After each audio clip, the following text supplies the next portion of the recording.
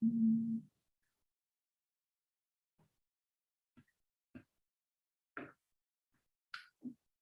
Claire, it looks like we are ready to go. Is that correct?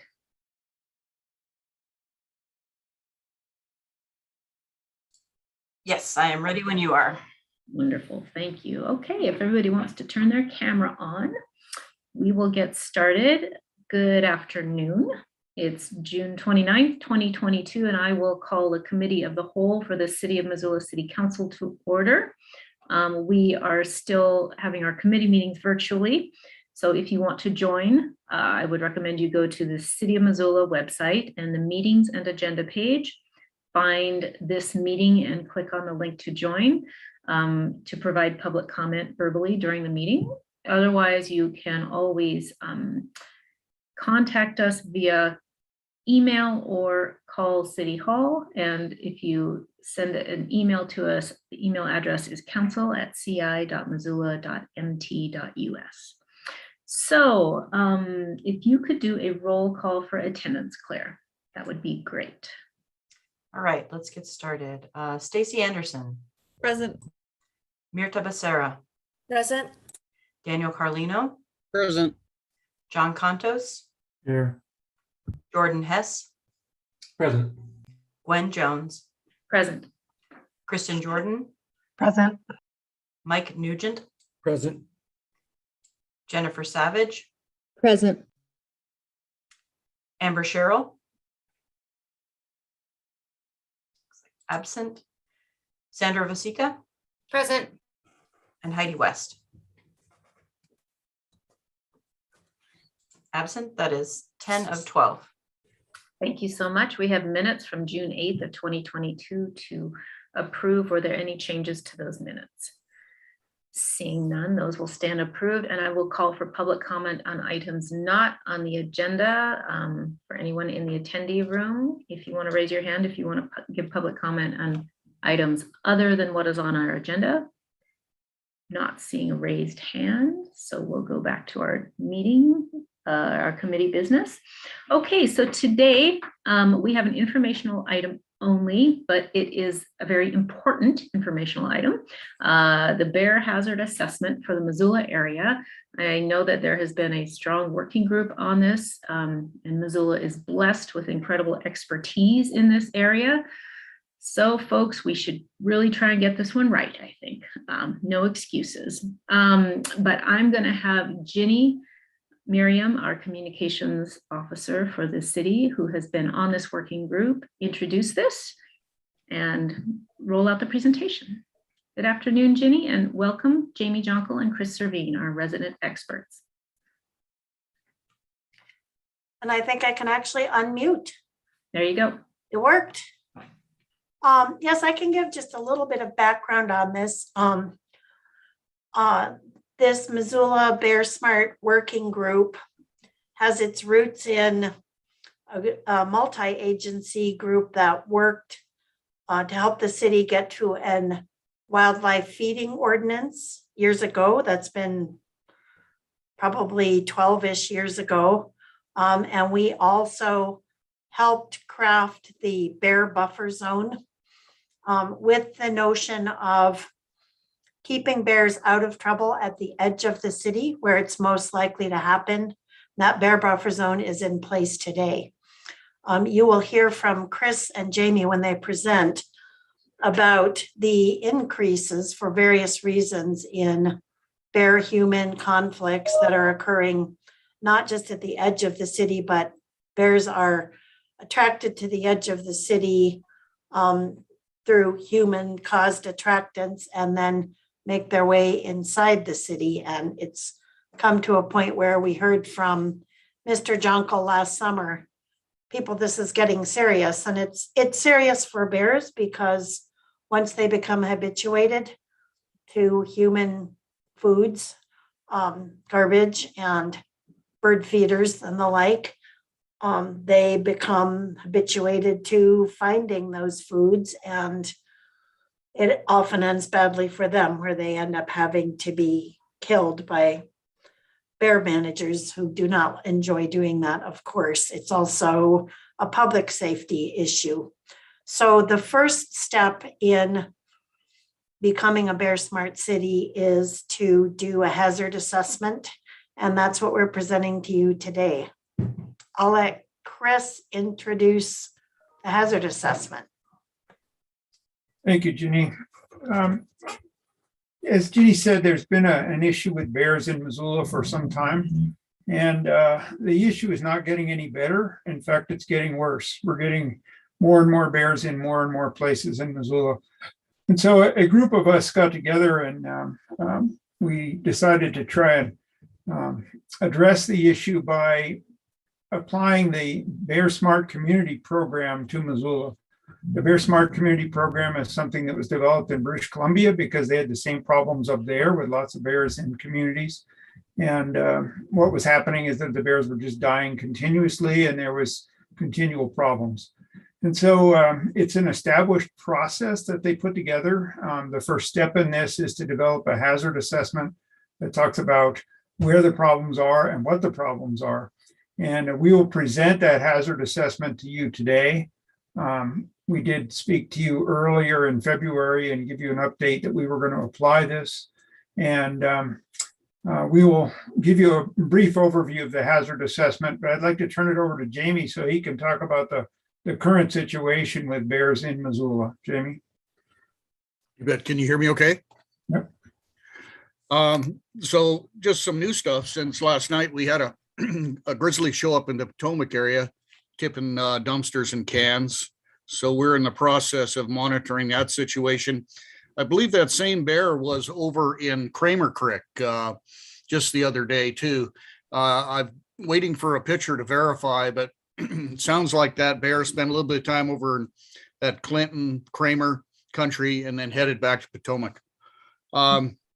Then I got another report up the Blackfoot just last night of another smaller grizzly, possibly the sibling of the two grizzlies that we just captured there about 2 weeks ago. It's about the same size and seems to be following the same course, but I have not been able to verify that.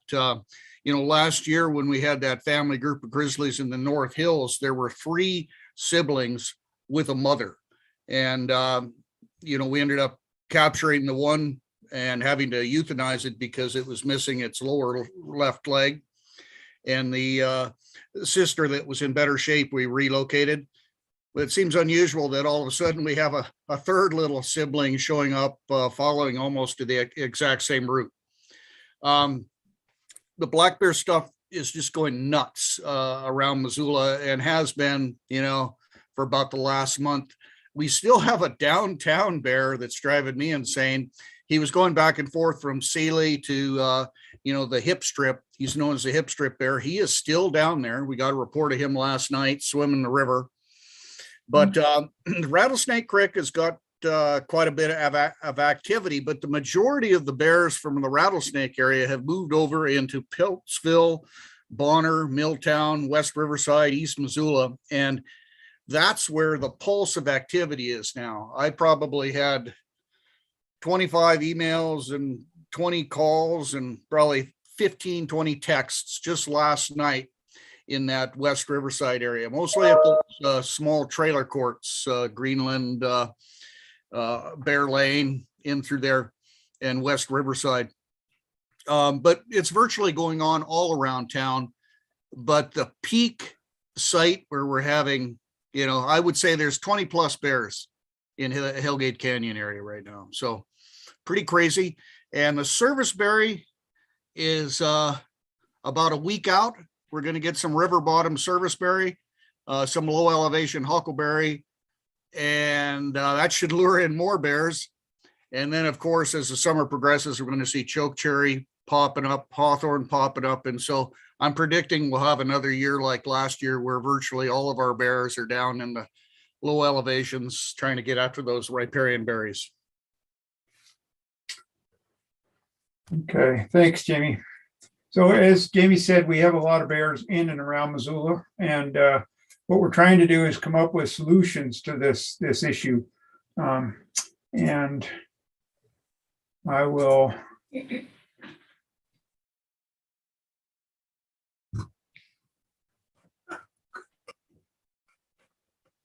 Can you see my screen? Okay.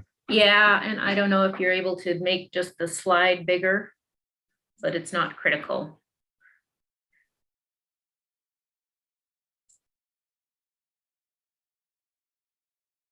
How's that? Perfect, you got it. Thank you. Okay. So we have a Bear Smart working group, which is formed earlier this year in response to concerns about the issues that Jamie described. It's made up of various people. Jamie is, of course, with Fish, Wildlife, and Parks. I'm a retired bear guy with Fish and Wildlife Service. And then we have various other people who you can see on this list. We have Ginny is on the working group, and Shannon Theriot from the county. And we also have Chad Bauer from Republic Services. So the issues that occur in Missoula are about 50% garbage, where bears get into garbage. These are the reports to Fish, Wildlife, and Parks from 2018 to 21. And this is representative of what the problems are. You can see the garbage is about 50% of the conflicts. Bird feeders are about 16%, so that's number 2. Fruit trees at about 8%. Human foods in freezers, that's things like people putting things in their garage or freezers that they have in their garage or outside, particularly freezers that have failed and become really attractive to bears. And then livestock and pet food, where people feed animals on their porch or outside, or in some cases horse cake, where there's large amounts of horse cake available. And you can see the various other categories of conflicts, but the majority of the issues are garbage, bird feeders, fruit trees in the fall, human foods associated with freezers and storage, and then finally livestock and pet feed.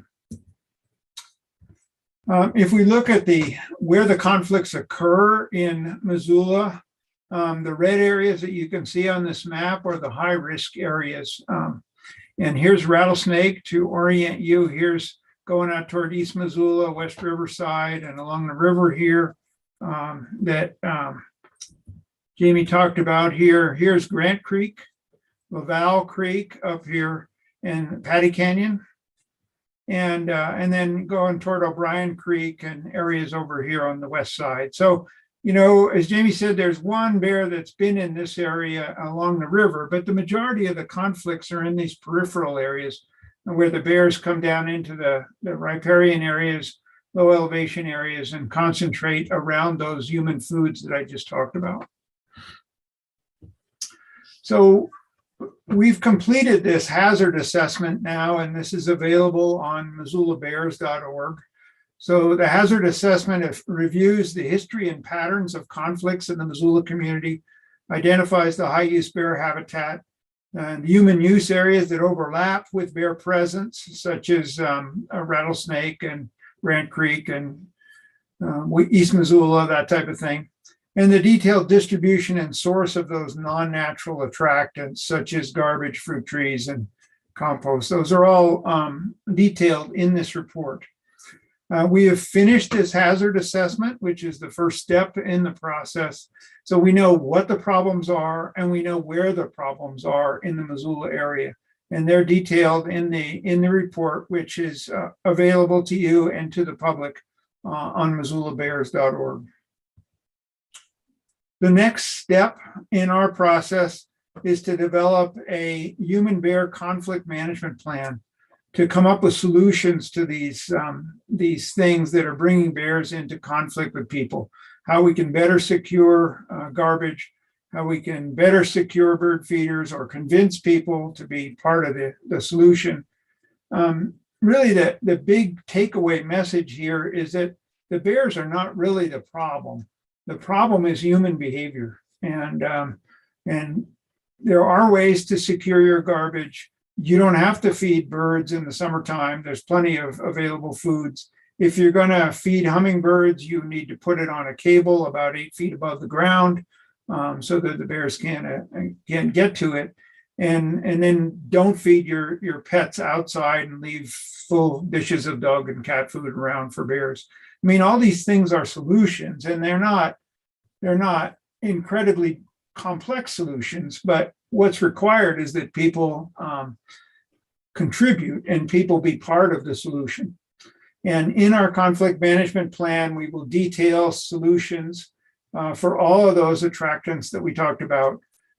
We will have a proposed approach to build a community vision for Missoula about how we want to be a community that is friendly to the animals we live with and around, and how we want to all participate and try to make it more friendly for these animals and have fewer conflicts on the ground.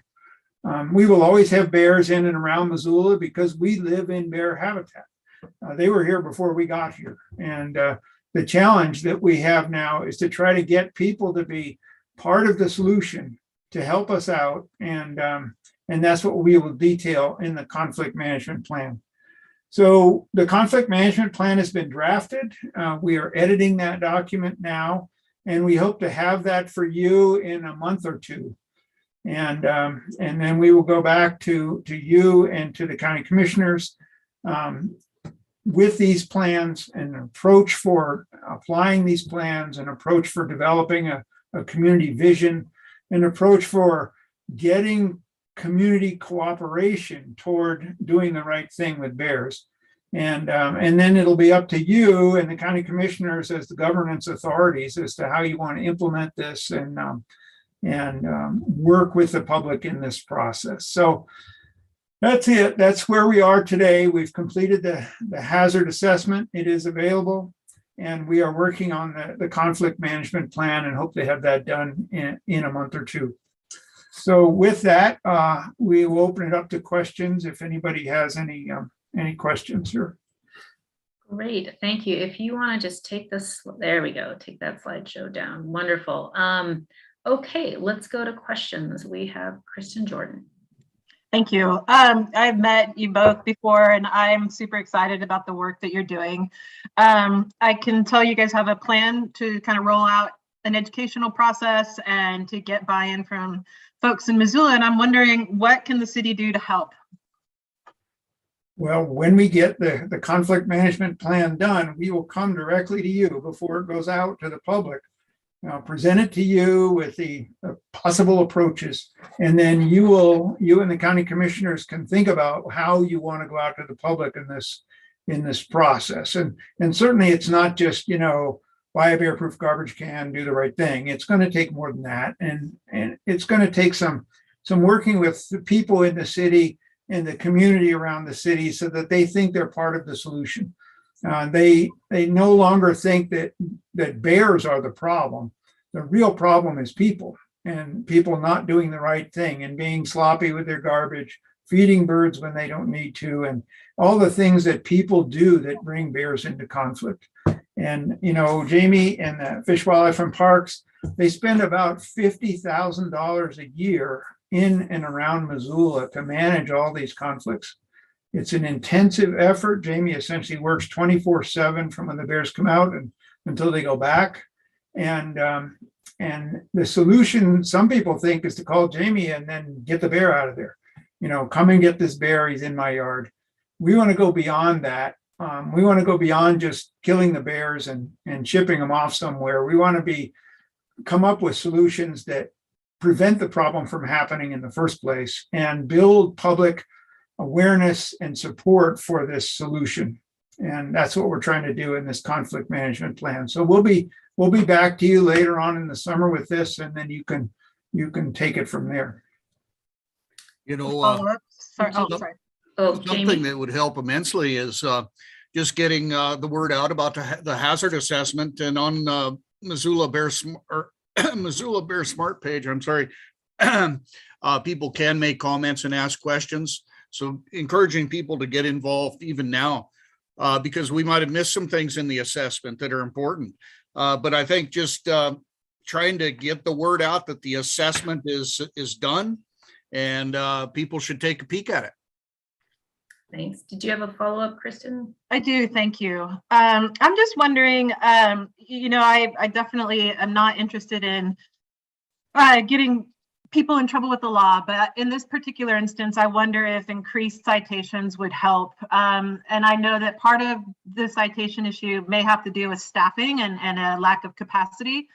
But for me personally, as a city council representative, a person who really takes this particular issue very, very seriously and I have a deep passion for finding a result that works for everyone. I just wonder too, if it's not time to beef up citations for people who consistently leave their trash out or are consistently refusing to not be the problem that gets the bear in the way. And if increasing citations is something that might be helpful, do you guys need staffing for that? And maybe it's not the right solution. I'm mad, and I think that it would be, we need to start having people take some accountability. So there will be a lot of information about that in the conflict management plan. I'd like to point out that Missoula is not the only community that has this problem. This is a common problem. Whitefish has now adopted the Bear Smart community approach, and we will have examples from places like Whitefish, places like Red Lodge, which is also a Bear Smart community, and some of the communities in Colorado that also have developed a way to deal with this, whether it's ordinances or fines.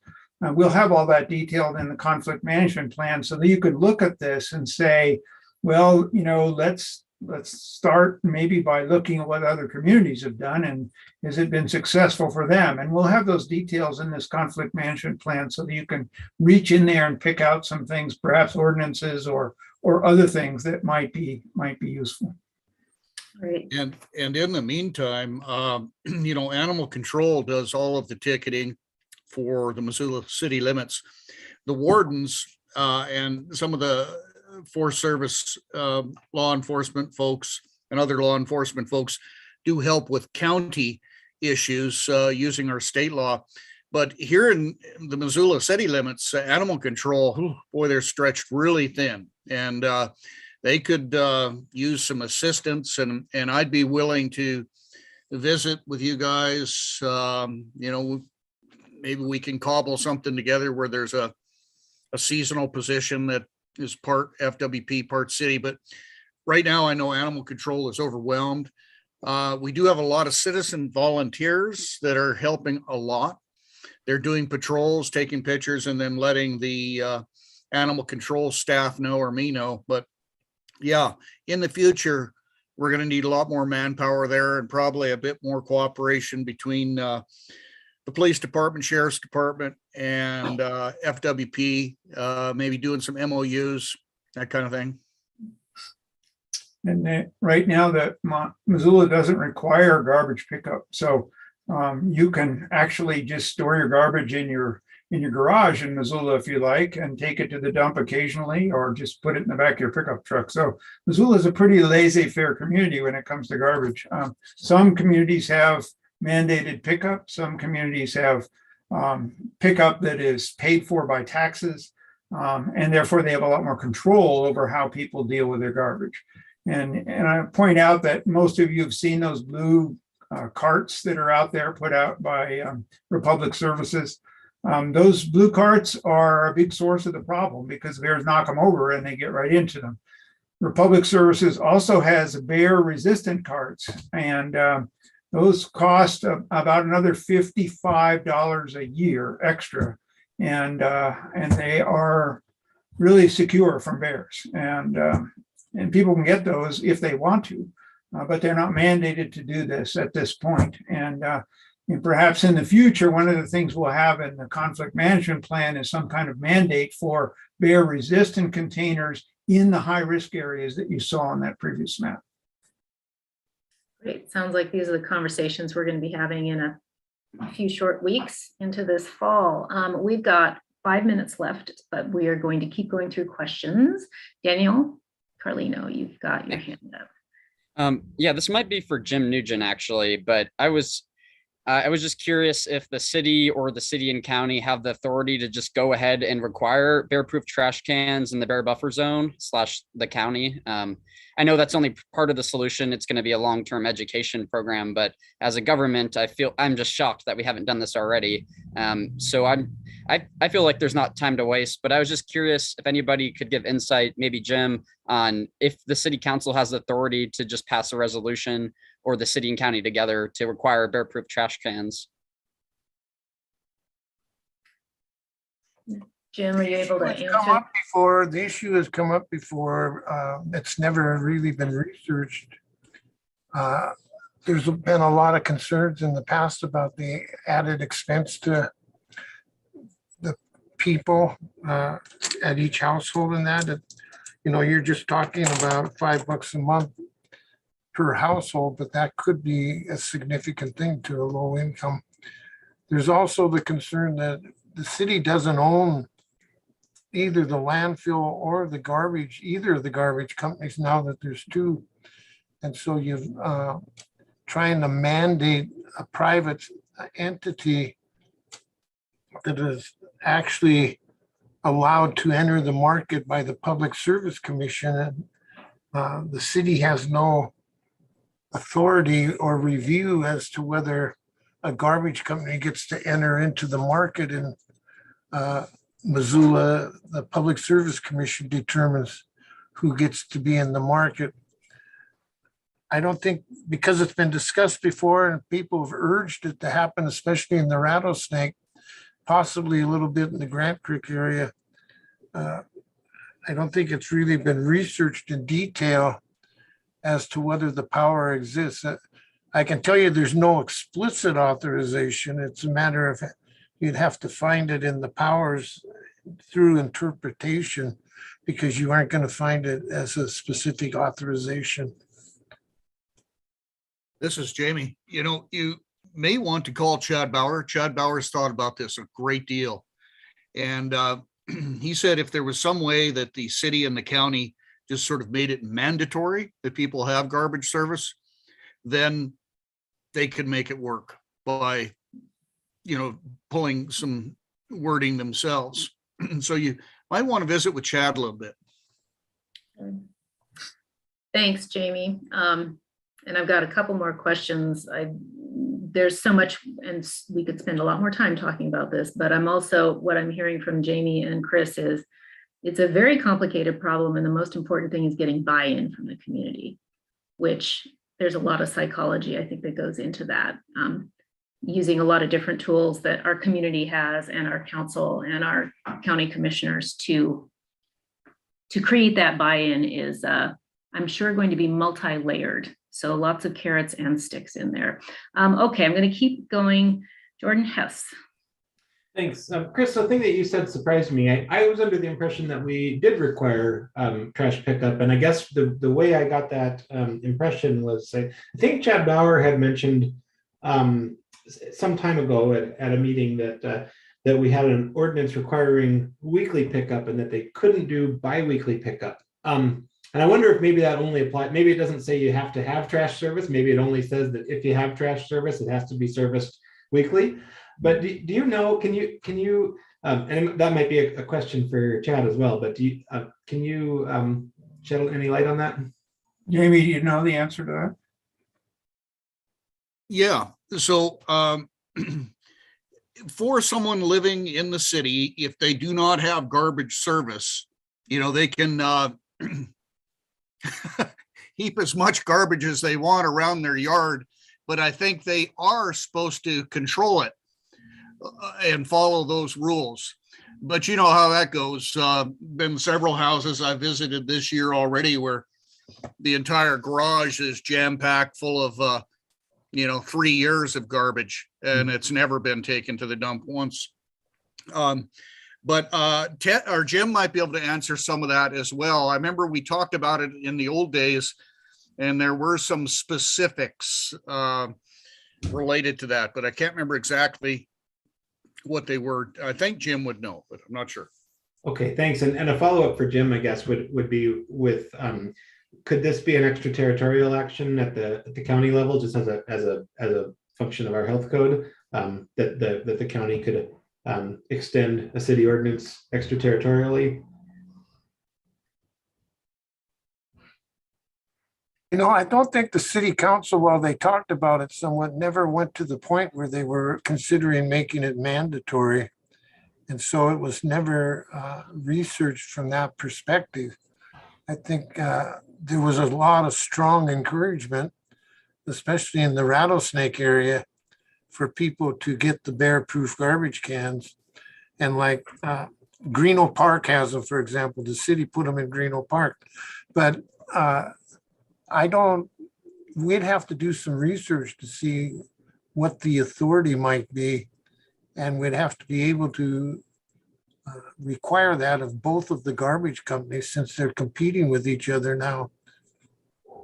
Okay, thanks. I have additional questions, but I'll follow up. I'll save those and follow up by email. Thanks. Okay, we're basically out of time, but I'm going to go for a few more minutes. And I think we're all looking forward to in the next month or two when the next phase comes through. But I'm going to go to Radley Watkins with I can't see the full name of your organization, but I assume you're kind of part of this presentation and wanted to call on you if you have something that you wanted to say. Yeah, thank you very much. I'm with the Missoula Conservation District, and I am part of the Bear Smart Working Group. But I just wanted to say, as you guys go forward until you're waiting to hear back from us, please remember that the Bear Smart Working Group is an official group of people put together working on an official process as sort of a Bear Smart certification, if you will. You'll hear the term Bear Smart. And so over the next month or whatever, until we talk again, you might hear people saying, we want Missoula to be bear smart, but they're not necessarily talking about this process. They just mean bear friendly, which is great too. But just try to separate in your brains that there's the bear smart process of making sure we are sort of certified safe, working with the county and the city. And then there's just other people who want us to be pro bear and tend to use the word bear smart. So just wanted to make that distinction. Thank you. Thank you. An important distinction. I know there are some community groups out there working on this issue, which is all great. But in terms of the group working with the established institutions, and frankly, with the expertise, it's this group here. So, okay, I'm going to take a couple more questions and then we'll have to sign off. Mike Nugent. Thank you. More of a comment and I guess something for the working group to kind of consider as they're coming up with recommendations. We regulate how commercial properties store their garbage right now. Anytime a new commercial building is built or significantly changed, through code, we require some sort of enclosure that the garbage goes into, whether it's a dumpster or the smaller blue cans. And that's not really regulating the garbage collectors. It seems to be regulating the entity. So I don't see how requiring better storage in residential areas would be considered regulating the carrier as much as requiring citizens to store things properly. So I guess just kind of an angle to look at as you're looking at this. Thanks. Real quick, while I'm thinking about it, if it's okay, the designs that the city has come up with that the commercial folks have to use is excellent and very human proof. But with just a few tweaks and a little bit different language, those can easily be made to be bear resistant if they have a roof, just so you know. Great. Thank you for that, Jamie. Okay, last question, Kristen. Thank you. Just a quick comment. And I don't mean this to be as pointed as it's going to sound, but I think that this is an issue where we're moving a little bit past needing to get a solid buy-in from our constituents because we have native species that are being threatened every day. And so I would like to just say that I think we need to base this on science and precedent rather than getting ultimate buy-in from constituents because it's a critical issue that is causing harm to our community, and working to get constituent buy-in at 100% or at some high rate is going to be really difficult when the science and the protocols exist. We know how to keep bears safe. We know how to keep our community safe. And I would like to, do what Whitefish did and just pass a resolution saying, if you're in the bear buffer zone, you have to buy a bin. I think that the county is probably in pretty big support of this particular matter as well. And I really look forward to working with you guys Chris and Jamie in the future. I'm super, again, excited about the science and the time that you're putting into making this a really robust solution. Thank you. Great. Thanks for that. Chris, Jamie, any last thoughts? If any of you want to get a bear resistant bin, you can just call Republic Services and they'll change out your blue cart. And you can have one and be a demonstration to your neighbors. That's what I did. Grizzly Services also has bear bins. They're about $110. So our other garbage provider. Right. Great. Jamie, you're muted. Oh, sorry. I'm sure Grizzly Disposal won't appreciate this, but right now that particular bear resistant garbage can is not certified. They removed it from the certification because of some fabrication flaws. Okay. They need to fix that one. The one that Republic has is currently certified. We don't care which company you use. We just want it to be bear resistant. Right now, the Kodiak cans from Republic are bear resistant. So Wonderful. Great. Thank you for the clarification. Thanks for all the great information today. We will be seeing you back in the near future for next steps. thanks for the opportunity to speak. We're glad to help. Thanks a lot. Thank you. Bye-bye. Thank you. Bye.